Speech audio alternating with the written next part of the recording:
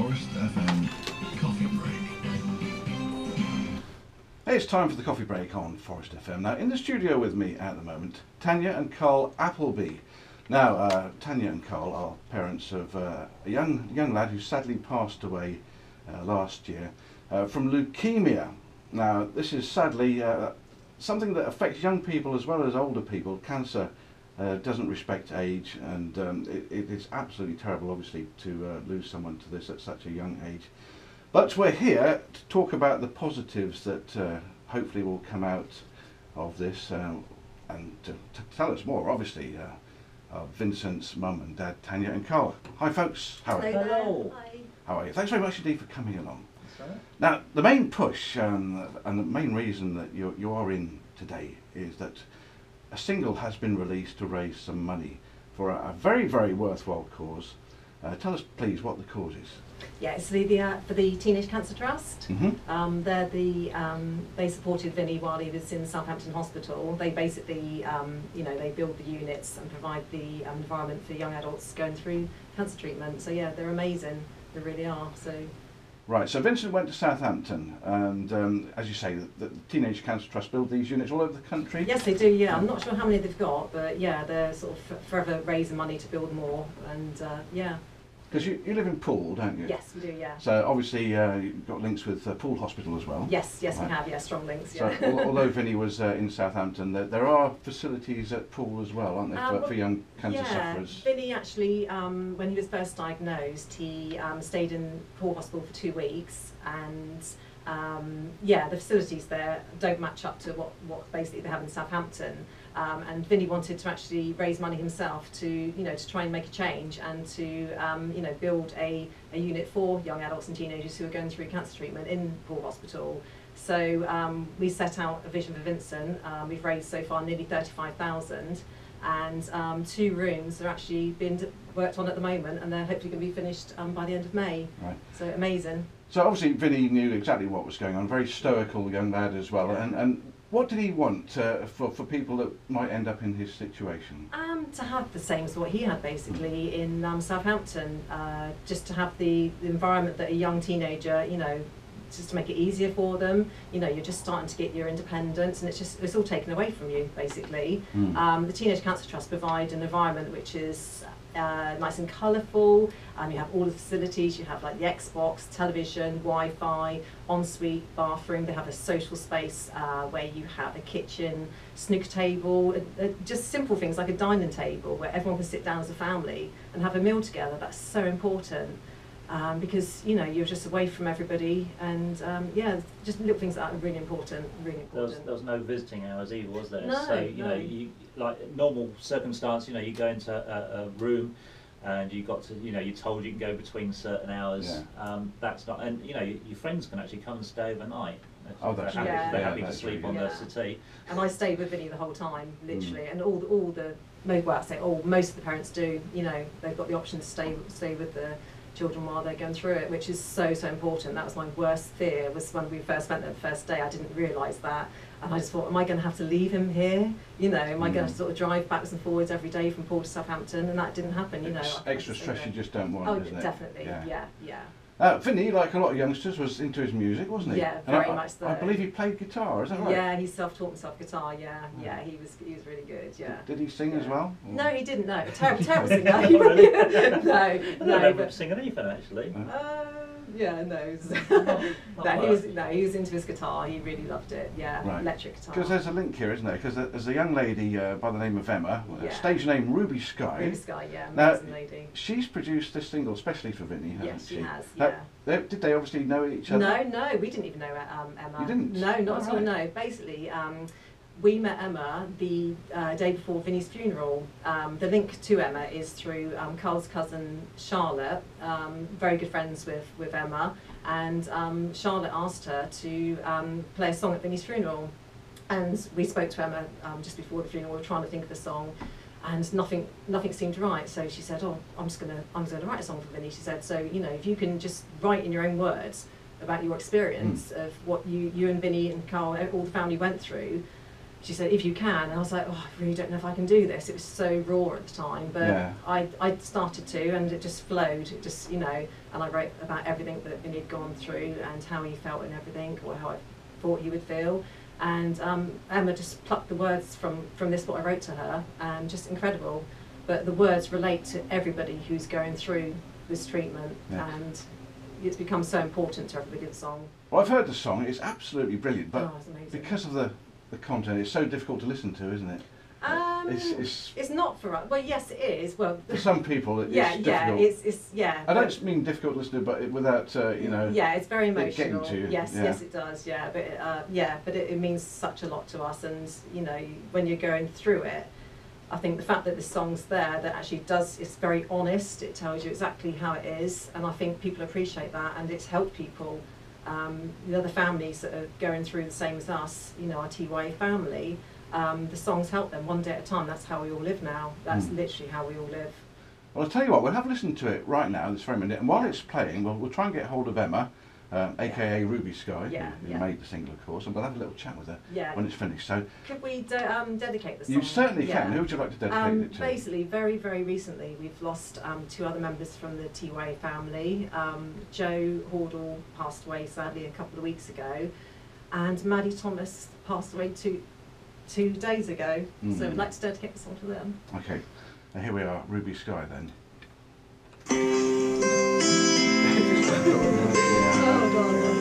You have a healthy boy, they said. How wrong could they be? Set up home in a hospital bed, just like a bad dream. And the man next door, he knew the score. We could tell by the look on his face. And though we were scared, we thought we'd find a way. And I know heaven needed an angel, but you fought so hard, had so much to give. When the doctor came that day and said, I'm afraid it's not a good sign, he said, thank you, sir.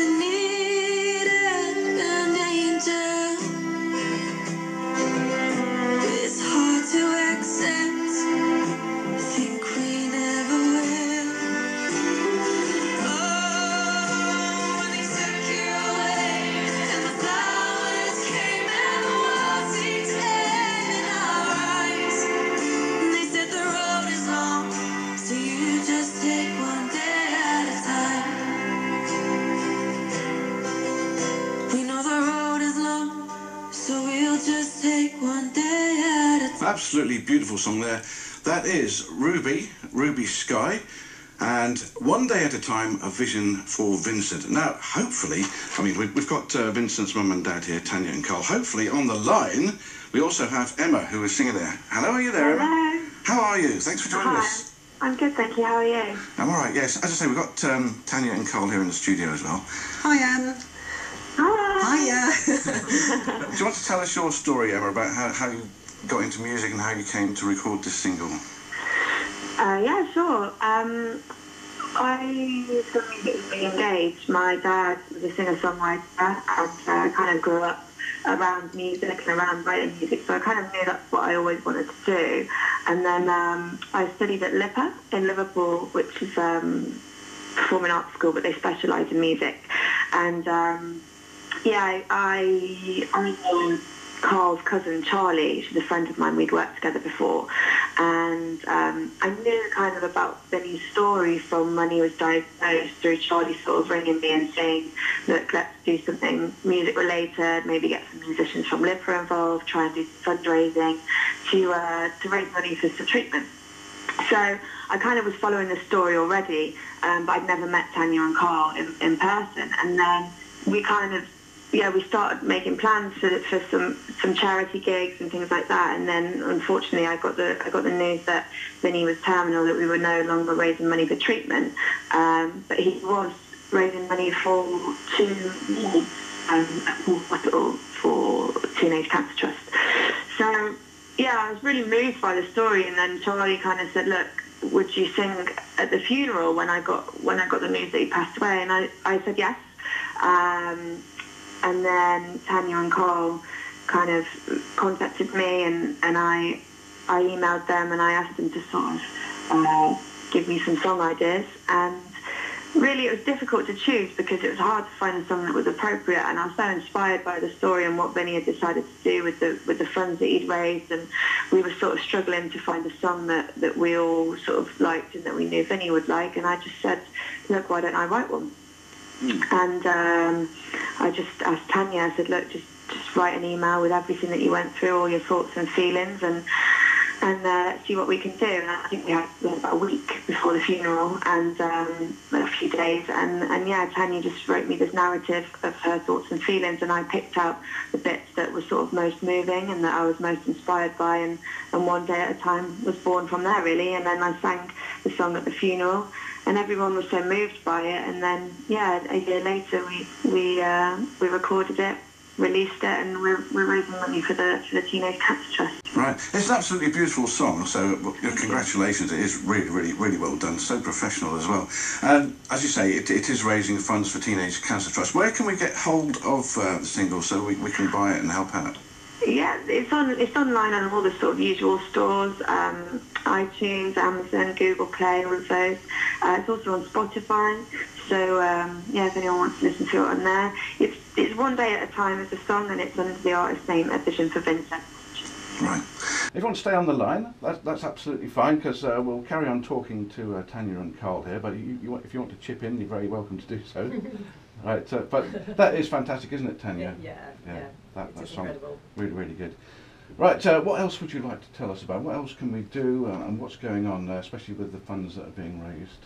What, for the Teenage Cancer Trust, or? For either Southampton or Poole. Okay, Poole Hospital, yeah. I mean, we're still doing lots and lots of things to raise money. We had an email this morning from Yellow Buses, actually. They're supporting us, that we're their chosen charity for this month. So that's actually, we're getting very, very close to 35,000. The next aim for Poole Hospital, once the rooms are going to be finished, will be to do a social space. So there's somewhere where, the young adults and teenagers can go, group together, have a cup of coffee, parents can all meet up. That's another important thing, is the space for parents to actually get together, because you're in just such a, close-knit area that, you support each other so much. And that's just so invaluable. You need that space to be able to go and sit down, have a cuppa, just talk about different experiences.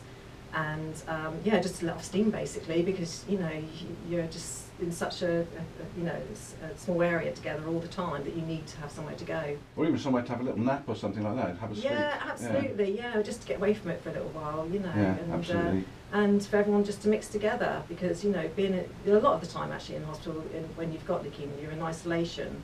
So that means you literally are in isolation. You're in one room, you can't even go out the room. And if you're a parent staying with your child there, that means you're in isolation as well, you know, and yeah, it is difficult. Right. I think it's important to remember though that, you know, a lot of the time it's not like, I know you get your day case stuff, but when you start off, you're in there for the best part of a year, and you are literally there the whole time.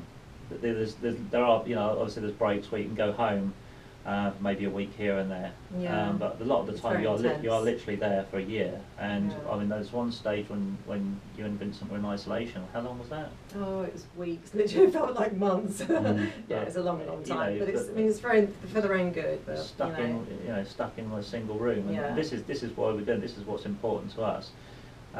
It is, if you think about your standard hospital room, you know, you've got 4 blank walls. There's nothing going on, and you just stare at the ceiling, and that's it.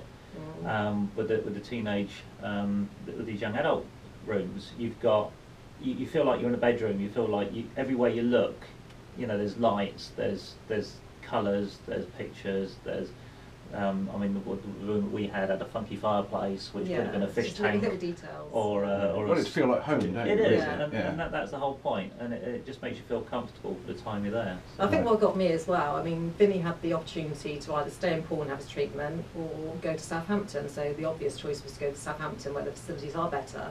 But there are people who don't have that option. I mean, for example, there are young mums in Poole Hospital when Vinny was there, and because they've got young babies and you know their family all around them, they chose to stay in Poole Hospital to have the treatment.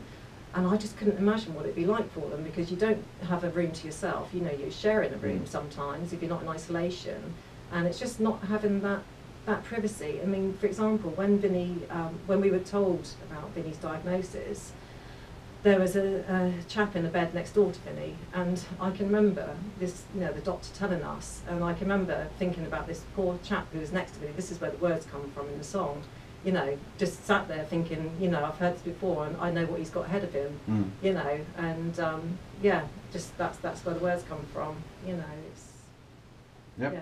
The Teenage Cancer Trust, do you know, obviously they must spend some of the money on research, I would imagine. Do you know if they're making any progress towards curing or preventing leukemia? I think there's always things going on in the background. I mean, there's new treatments. There was a couple of treatments Vinny tried that were actually shipped over from America, so obviously a lot does come from America.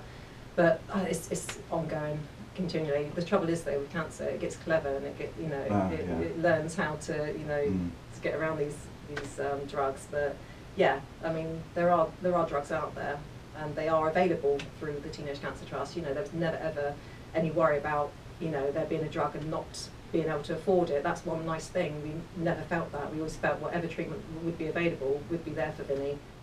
Well, thank you both for coming in, and thanks to Emma as well. You've been very, very brave talking about it, obviously. Is there anyone else you want to say thank you to, or add anything? We'd like to thank everybody at the Teenage Cancer Trust in Southampton Hospital, especially the doctors and the nurses who give the most incredible, you know, care to the patients. Just say, you know, to all our TYA family, because you do become a massive family. You know, there's a lot of parents who are going through what we're going through at the moment, and some obviously very recently. You know, we just want to send all our love to all of them. You know, and just listen to Vinny's words. You know, they're very wise words for a young man. Take one day at a time, and that is what everybody does. And you know. Like to thank everyone that supported us so far. Oh, huge and thanks, yeah. You know, and anyone that wants to support us in the future. Yeah, absolutely. We've actually got an actual physical CD. We haven't mentioned that people can buy from us. There's not really any outlets for it at the moment, but if anybody wants to message me on Facebook, we'd be more than happy to send them out in the post to them. Just private message me on A Vision For Vincent. Or call the station here, we'll pass it on, that's fine. Yeah, we've got loads of CDs, haven't we? And thank you to Emma, of course, as well. Are you still there, Emma? Yeah, I am. Yeah, honestly, yeah. Yeah, thank you to Emma as well. I mean, Emma, you've been amazing, haven't you? Oh. You just, she's like our adopted daughter now. Yeah. It's an inspirational story, and what Benny decided to do at the money, you know. Yeah. Those words didn't come from nowhere. They came from you guys and the story and the family and what everyone's going through. I think it's worth noting that for outsiders, when you become a part of this family from an outsider point of view, it really, really does sort of touch your hearts. We have no idea what's going on behind these walls. So yeah, I'm very inspired by the strength of all these families. So I thank them as well. Yeah, they are all amazing. Yeah. Thank you, Emma. Right, Carl, would you like to introduce the next song? And just we'll go out with a bang here, shall we? We'll go out with a bang. This is okay. Meatloaf, Bat Out of Hell. This is something that we used to sing every day going to school. We loved it together. Well done. Relax. That was okay, wasn't it? That was brilliant. Thank you. Yeah. Yeah, you made it easy. I tried to. Yeah.